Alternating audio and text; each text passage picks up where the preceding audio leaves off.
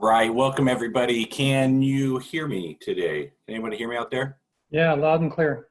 Awesome. All right. So I just want to welcome everybody back to our continuing wine class that we've been hosting for the last few Thursdays now. I'm just going to kind of dive a little bit deeper into a couple different topics here. So again, my name's Kevin. For anyone that doesn't know me, I'm the general manager of the At Your Table Cafe in the San Diego location. So this content today was written by myself and then also my catering director, Lauren Solomon. So a couple different topics we're going to be covering today. We had some comments during a couple of our last classes about which type of wine glasses are the best to use and for which type of wine. So we're going to cover that. We're going to go over the different types of sparkling wines and kind of where they come from and what they mean. Then I'm going to show a quick video about how champagne is made. And then I'm going to talk about if anyone's ever heard about savoring a bottle of champagne. We're going to go ahead and talk about that. So should be pretty fun. And we'll get started. So first type of wine glass we're going to cover is a Cabernet glass. Okay, so I got a little picture of it on the bottom there.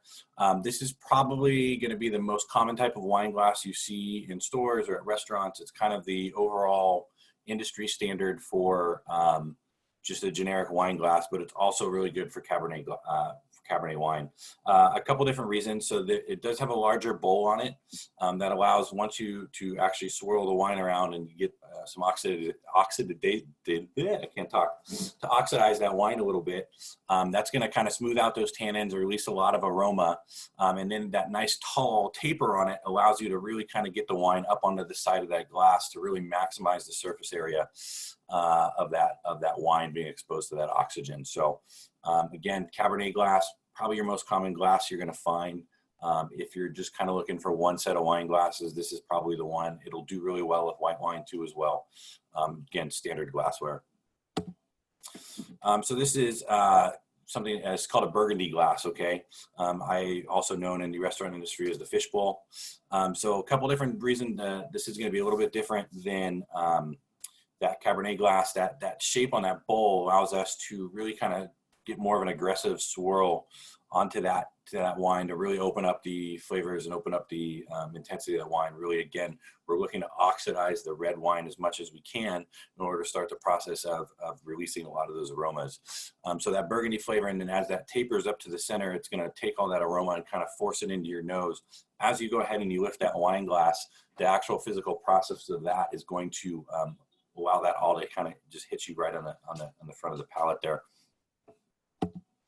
The next one is a Bordeaux glass. So you're going to see this. This is probably one of those fancier glasses you're going to see. You'll see this a lot preset on tables at finer dining restaurants, okay? Looks very similar to a Cabernet glass with the exception of it's going to have taller sides on it. Big difference here. Again, you want to get as much air into that wine as possible to kind of release those flavors, and also it allows that kind of swirl to happen really aggressively, really strongly. And again, with that narrow taper towards the top, it's going to let all that aroma kind of hit you right on the nose, right as you're drinking it. Now, Pinot Noir glass. This is probably the least common of these glasses I'm going to show you that you're going to see anywhere. It's a very specific glass. If anyone is used to like a snifter for cognac, or it's so that it has that flute on the top that's really going to condense the flavors, okay? It doesn't need to have the biggest bowl on the bottom, because it doesn't have, Pinot Noir tends not to have a lot of tannins on it. So we're looking more for those kind of distinct notes of black cherry, currant, those kind of things that are going to be really delicate aromas inside that Pinot Noir. A couple weeks ago, I talked about Pinot Noir being one of the hardest grapes to grow. It's very, very thin skin, but when done right and done correctly and really paid attention to the grape itself, is allowed to really build a lot of different flavor. So having this kind of glass, really kind of gets all that up into the nose. Someone asked me in the chat box what my shirt says, so I have my Wino Shore shirt on today. So yeah, thanks guys. Okay, so now we're going to move on to our white wine. Is it true that an entire bottle of wine can fit into a Riedel crystal glass? So actually, yeah. So I tried to. Someone else just brought this up in the chat box too. I tried to find one of those wine glasses that fit the entire bottle into it, and I didn't quite find it. I ordered one online that I thought was going to be that for this presentation specifically, and I couldn't find it. So I'm definitely jealous. I want to find one of those glasses that actually will fit a whole bottle of wine, so I can just say I have one glass a night. So someday I'll find that. Okay, so real quick, moving on to the Chardonnay here. So she said she was going to send me one. Awesome, perfect. Okay, cool. So Chardonnay glass. So Chardonnay glass is a little bit different from your white wine glass, which we're going to see in a second. The Chardonnay glass, similar to the red wine, is going to have a wider bowl on it, but not be as tall. So you really don't need to get a lot of swirl into it. It's just exposing as much surface area of that wine to oxygen to really open up the oak flavor. A lot of times you'll have this kind of buttery, almost vanilla-like flavor coming from the toasted oak barrels that Chardonnay will sit in. So having that right kind of glass, and again, we're getting as much surface area on that wine exposed to the oxygen as it's just sitting there in the glass. So that's why the Chardonnay glass is going to kind of come out more. You won't see this really commonly in a restaurant unless you're going to a specific restaurant that's specializing in wine. It's just not as common. You'll see the white wine glass I'm going to show you here works really well for kind of any white wine. The reason this glass does work well is, so again, it looks really similar to that Cabernet glass. It's going to just be a little bit more smaller in size and a little bit shorter. We're not looking to oxidize this wine too much. This wine is usually, the white wines that go into these glasses are going to be on the more delicate side. They're not going to be super heavy aroma as in the red wine. So, you know, again, it still tapers up at the top, but it doesn't need a full load of taper, you know, coming off the swirl. So discount wine, again, you'll see this is really commonly set. If you go to a really fine dining restaurant, you're probably going to see our Bordeaux glass set first, and then this kind of white wine glass set on the table too as well. When you walk in, those tend to be just the two kind of standards for the industry. So I'll stop it there. Does anybody else have any questions on anything we covered, different types of wine glasses? I know a couple weeks ago when this kind of question came up, someone asked me on this chat, they asked me what the best kind of wine glass was. And I told them basically anything that'll hold liquid. I grew up in a family, an old school Portuguese family. My grandmother drank wine out of anything she could find. We never had a stemmed wine glass anywhere. Other things that, you know, talk about wine glasses and stuff if you want to purchase for your house. I'm a big fan of the stemless wineware, especially for around the house. Obviously, anything with the stem kind of brings a little bit of elegance to anything you're doing or to an event or to a party. But the stemless wine glasses work really well. You don't have to worry about them breaking as much. You know, whether you're washing them, you don't have to worry about them being top heavy. And if you're like me and you have little kids running around all the time, you don't need to worry about them kind of knocking that over sitting on a coffee table quite as much. Again, stemless glasses, huge. That's all I kind of carry in my house most of the time. So just my point of view. And then, okay, sorry. So the last one we have here is the champagne glass. I'm pretty sure everybody has seen this kind of glass before.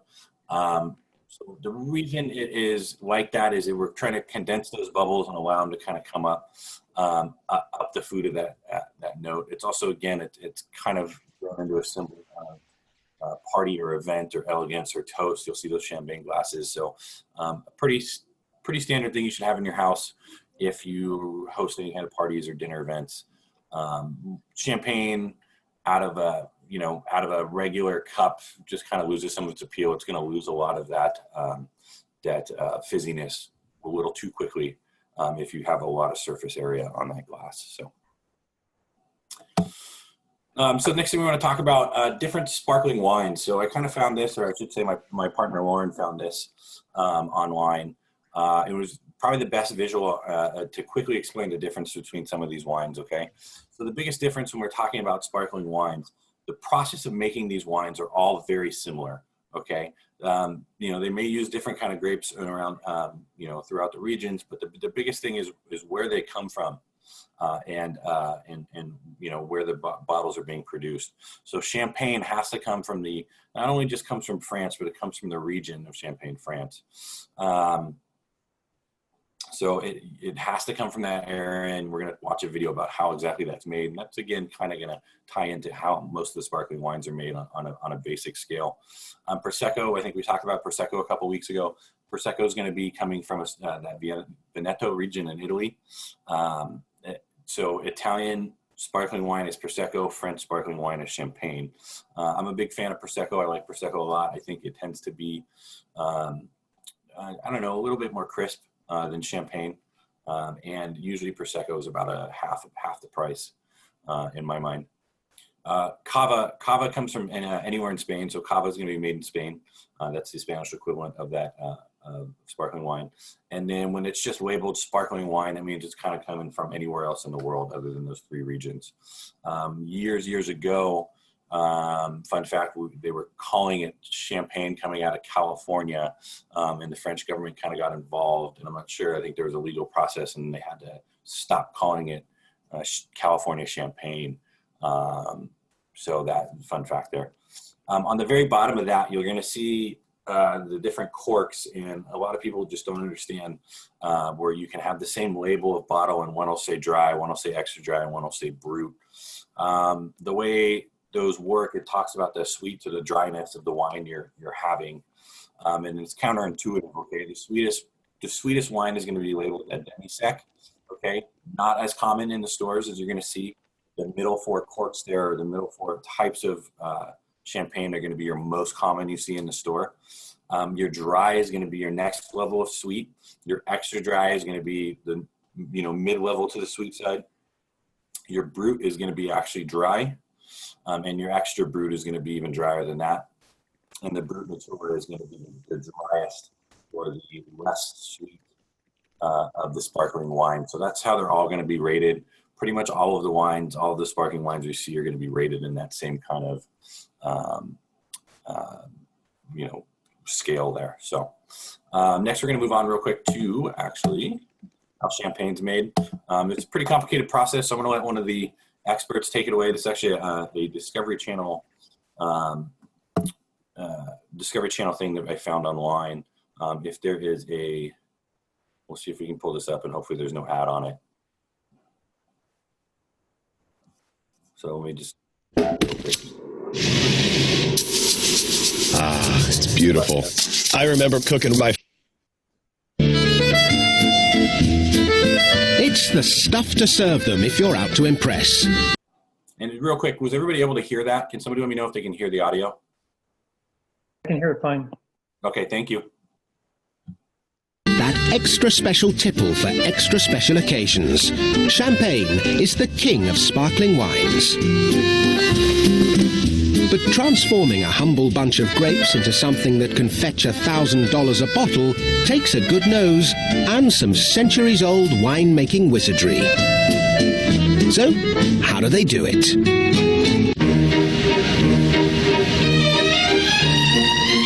The name Champagne comes from the region in northeast France where it's made. White wine can be as bubbly and as tasty as it likes, but if it doesn't come from these 33,500 hectares of vineyards, it's not Champagne.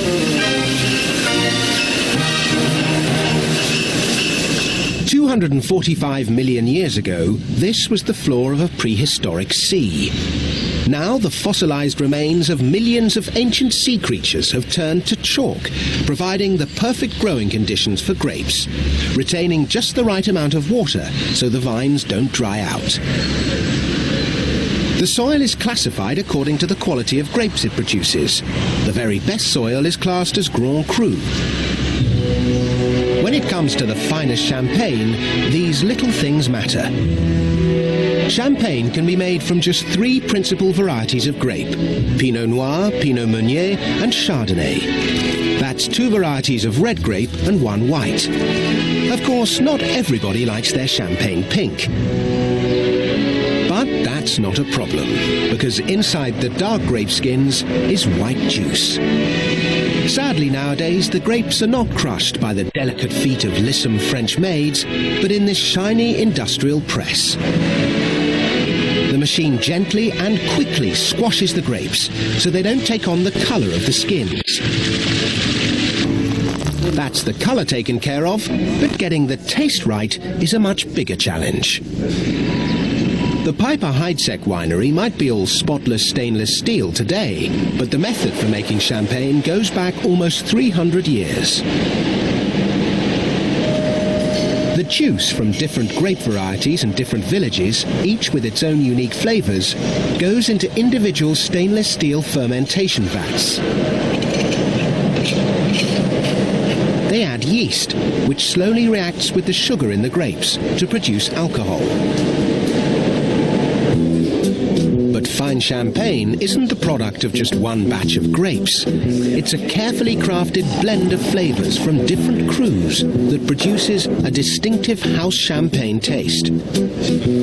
Over the 6 months in the vats, when the wine is alcoholic but still flat, the super-sensitive noses get to work, choosing which crus to mix with what.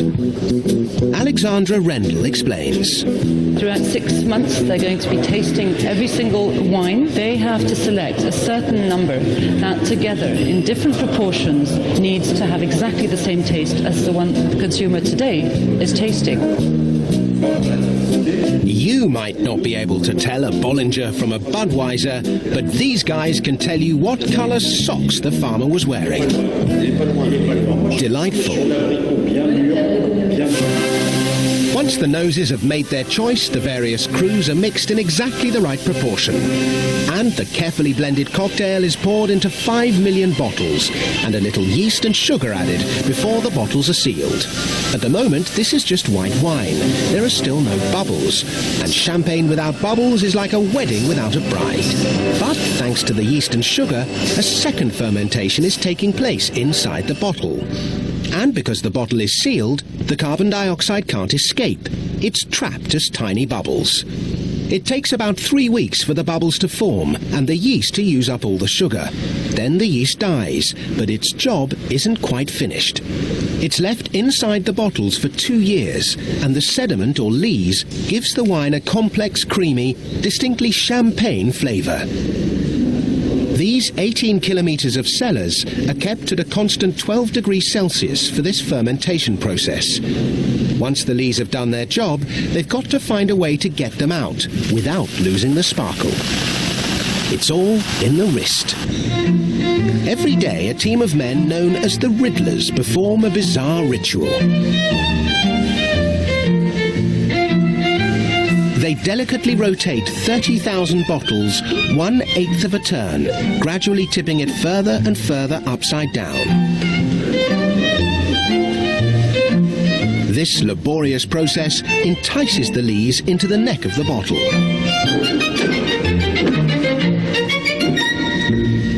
After 3 weeks of being turned very slowly, the champagne bottles are carried upside down on a kilometre-long journey. It begins with a brine bath at minus 27 degrees Celsius. They're plunged in head first. The contents of the bottleneck promptly freeze, trapping the lees.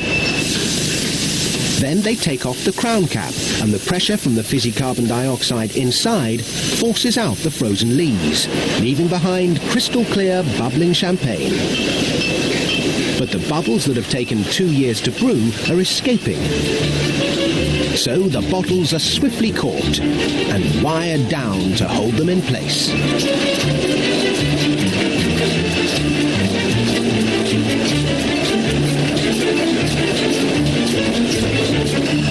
Finally, after more than 2 years of TLC, this very special wine is ready to take on the house colours. All we need now is an excuse to pop the cork.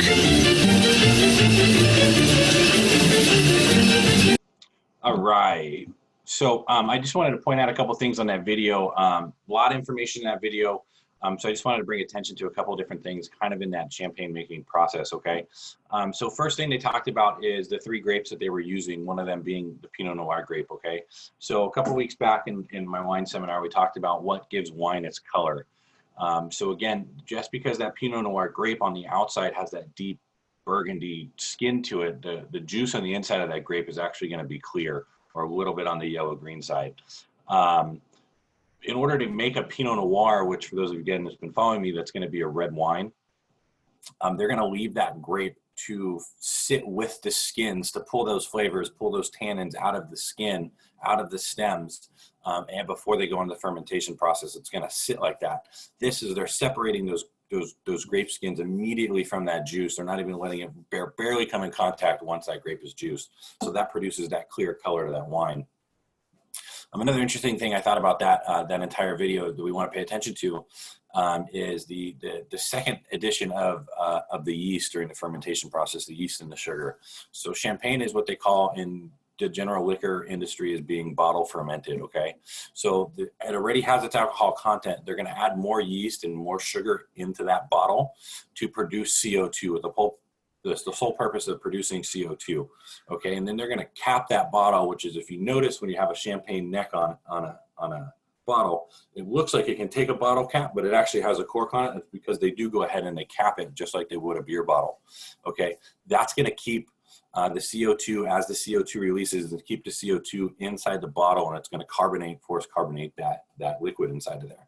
The other thing that we get, the reason champagne tastes different from the same wine made from the same grape is because of that additional yeast that's going to be in that bottle. And like they said, for champagne specifically, it's going to sit inside that bottle for 2 years, adding that extra flavor to that bottle. Now, again, I don't know if everybody caught that. What they're going to do is they're going to put that bottle and they're going to slowly turn it over. So all the yeast, even though the yeast is dead, it needs to, all the sediment, or else it has to go to the neck of the bottle, or else you would have a cloudy product. So once it goes to the neck of the bottle, they're going to stick that in a brine. And the reason they use a brine is so the liquid doesn't freeze. It's actually negative 20.2 degrees Fahrenheit is actually what that would relate to for those of us in the States here. And it's going to be sitting in that liquid. So the neck on that bottle is going to freeze. And then they're going to pull out let the yeast fall out of that, but leave the frozen part of the clear champagne in there, almost like a temporary cork to keep the carbonation in the liquid in the bottle. Flip that bottle over real quick, cork it, and then they're going to put the cage on it. The cage is going to stop that thing from popping off during transit or during storage. So anyways, does anybody have any other questions about specifically how champagne is made? Anything else I can explain on that video or you may have caught interesting?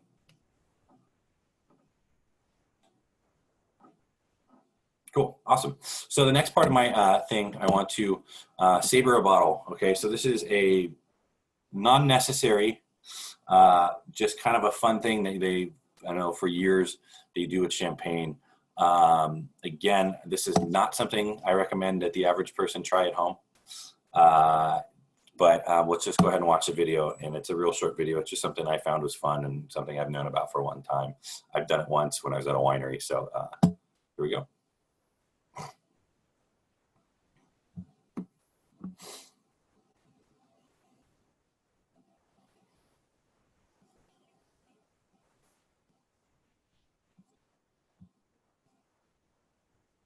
James Bond was extremely particular about the martini. He wanted it shaken, not stirred, which now we'd say that's not the way to do it. It makes a weaker drink. Give me one moment. I'm going to skip that ad, and there we go.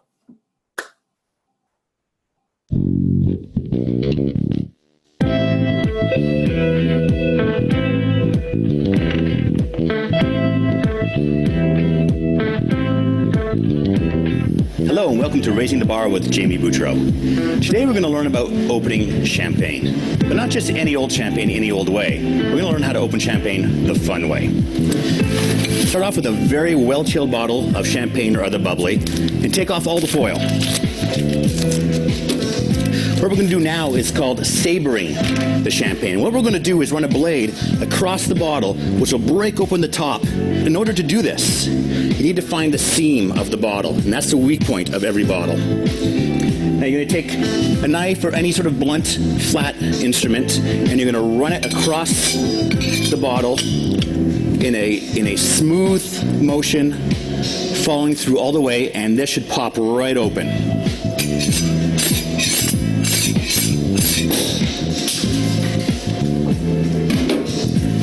And there you have a sabered bottle of champagne.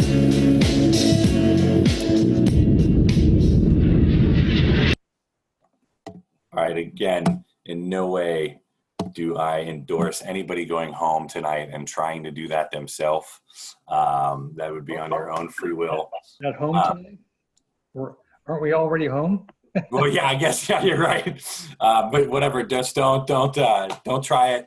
A couple different reasons why that actually works. Again, because of the pressure in the bottle, running it along the seam, it works. You're not going to get any, you don't have to worry about any kind of glass bits coming inside of that bottle because everything's going to be ejected out of the top because of the pressure on that bottle. So I didn't tell you to do it. I just thought it's something fun. I had the opportunity to do it at a winery one time. So it was just something fun I wanted to share with everybody. So anybody else have any questions, comments, or anything I can do for you? All right, cool. Well, thank you guys for hanging out with me this Thursday. I will see you guys next Thursday at the same time, and we'll find some more wine or something else to talk about. Enjoy it. Thank you, Kevin. Good one. Thank you, thank you, thank you.